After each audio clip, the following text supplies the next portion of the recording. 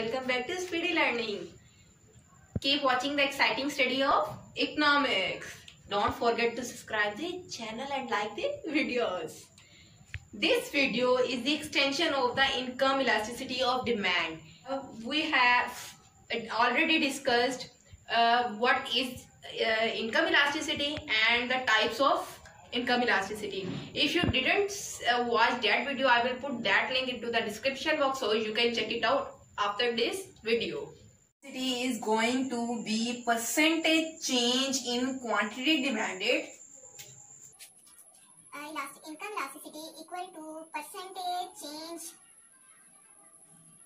in quantity demanded divided by, instead of thinking about the element of price of that particular good or service, going to be divided with percentage change in income. यहाँ पे हम लोगों को ये सोचे समझे बगैर कि क्या आना चाहिए, हमें सिर्फ सिंपली इनकम के फैक्टर के साथ उसको डिवाइड कर देना है, क्योंकि इनकम इलास्टिसिटी ऑफ डिमांड हम फाइंड आउट करने लगे हैं तो यहाँ प्राइस का एलिमेंट नहीं आएगा। और फिर वेल गाइस, अब हम डिस्कस करते हैं पॉजिटिव इनकम इलास्टिसिटी के को 3 एस्पेक्ट से। वो क्या होंगे? First is unity income elasticity, the second is more than unity, और the third one and the last one is less than unity. तो इनको डिस्कस करने के बाद हम लोग डिस्कस करेंगे नेगेटिव इनकम इलास्टिसिटी केस कि जो इनकम इलास्टिसिटी है वो किन रीजंस की वजह से नेगेटिव होती है। Then we will discuss zero income elasticity case.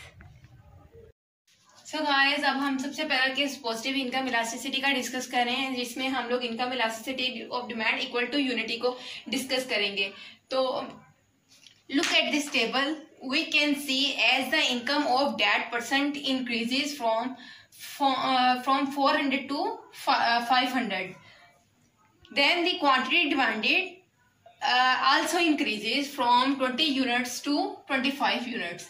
So change in Q divided by Q whole divide है। अब यहाँ पे डायरेक्टली इस फॉर्मूले में वैल्यूज पुट करने लगी हूँ और मैं चेंज की वैल्यू, ये जो डेल्टा चेंज को शो कर रहा है, तो मैं इस वीडियो में चेंज को नहीं शो कर रही कि किस तरह से हमने चेंज फाइंड आउट किया है। अगर आपको ये नहीं क्लियर कि आपने चेंज कैसे फाइंड आउट करना है, तो मैंने इन प्राइस इलास्टिसिटी वाली वीडियो में डिस्कस किया है डिटेल से कि हम लोग कैसे डेल्टा को फाइंड आउट करेंगे, तो मैं उसका लिंक डिस्क्रिप्शन बॉक्स में ऐड कर दूंगी। तो यहाँ पे हम लोग डायरेक्टली पुट कर रहे हैं वैल्यूज को। 5 divided by 20 divided by 100 into 400। तो जब इसको सॉल्व आउट किया है हम लोगों ने, तो हमारे पास इनकम इलास्टिसिटी का केस जो हम लोग कह रहे थे, तो वही हमारे पास आया है इक्वल टू 1।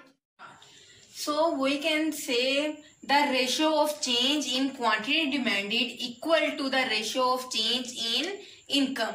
तो जब हमारा रेशियो ऑफ चेंज इनकम में और ratio of change in quantity demand में इक्वल होगा, तो तभी जो हमारे पास इनकम इलास्टिसिटी केस का जो आंसर है तो हमारे पास आएगा equal to 1। According to this table, by joining the point of income and demand curve has been drawn. The slope of the demand curve is upward. We can see के जो demand curve की slope है वो upward है from left to right, which indicate that increase in income leads to increase in demand. तो हम यही कह रहे थे कि जब इनकम में इंक्रीज हो रहा है उस वजह से ही डिमांड में भी इंक्रीज हो रहा है। तो वो हमारे पास क्या इंडिकेशन शो कर रही है? वो इंडिकेशन हमें शो कर रही है पॉजिटिव रिस्पॉन्स को, कि जब इनकम में इंक्रीज हो रहा है तो उसके साथ ही क्या हो रहा है? उसके साथ ही क्वांटिटी डिमांड में भी इंक्रीज हो रहा है। सो गाइस, हम लोगों ने इक्वल टू यूनिटी का केस पॉजिटिव इनकम इलास्टिसिटी में डिस्कस कर लिया। अब हम लोग डिस्कस कर रहे हैं कि income elasticity of demand greater than 1 in positive case. तो अब if the ratio of change in quantity demanded greater than the ratio of change in income, so हम ये कहते हैं। सो अब हम न्यूमेरिकली इसको सॉल्व करते हैं कि जो हम लोगों ने ये टेबल ड्रॉ किया है, क्या इसके अकॉर्डिंग हमारे पास income elasticity of demand greater than 1 आती है या लेस देन 1 आती है। तो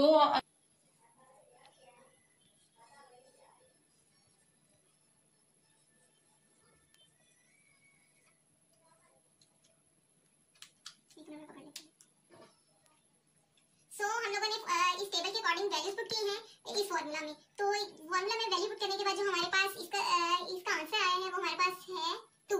income elasticity 2। Income elasticity according to this table is 2. So it is greater than 1.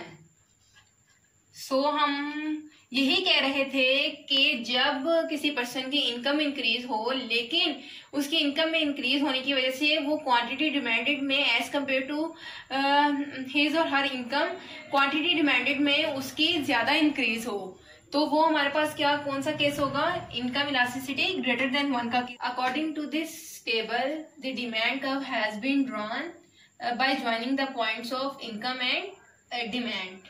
तो हम यही कह रहे हैं कि जो इनकम में चेंज है वो एज कंपेयर टू डिमांड कम आया है, कि जो इनकम का चेंज है वो 400 to 500 है, लेकिन अगर हम इस डिफरेंस को कंपेयर करें इनकम के डिफरेंस को डिमांड के डिफरेंस के साथ, तो एज कंपेयर टू इनकम जो हमारे पास डिमांड में चेंज आया है वो ज्यादा चेंज है एज कंपेयर टू इनकम।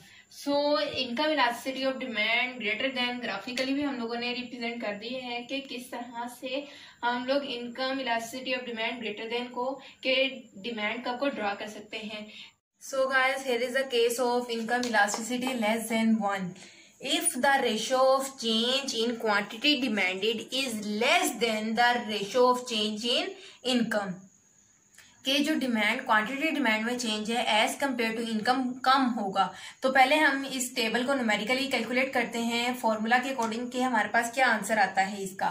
तो फॉर्मूला हमारे पास होता है quantity demanded divided by quantity whole divided by change in P, change in price over price.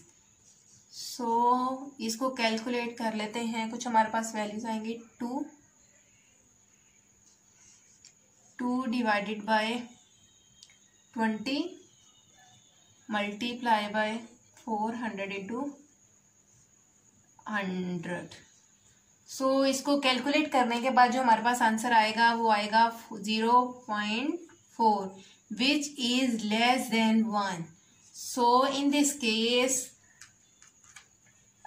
income elasticity of demand is 0.4 which is less than 1. The income elasticity of demand for basic necessities of life is usually less than unity.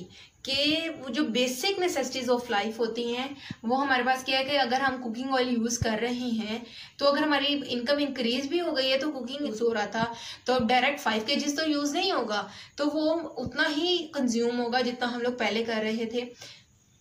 इसी वजह से ये जो basic necessities of life होती हैं वो हमारे पास क्या होती हैं less than unity. So here is the graphical representation of less than unity. So demand along on x-axis and income along on y-axis.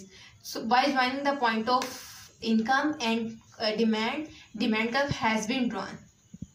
So यहाँ पे जो डिमांड है वो यहाँ पे ये ग्राफिकल रिप्रेजेंटेशन से भी हमें पता चल रहा है कि जो डिमांड इनकम में चेंज है एज कंपेयर टू डिमांड ज़्यादा है, कि डिमांड सिर्फ 20 से 22 यानी 2 यूनिट इंक्रीज हुई है, लेकिन जो हमारे पास इनकम है वो हमारी 400 से 500 पे इनकम इंक्रीज हुई है, यानी इनकम का इंक्रीज हमारे पास ज़्यादा है एज कंपेयर टू डिमांड। तो ये हमारे पास क्या होगी लेस देन यूनिटी।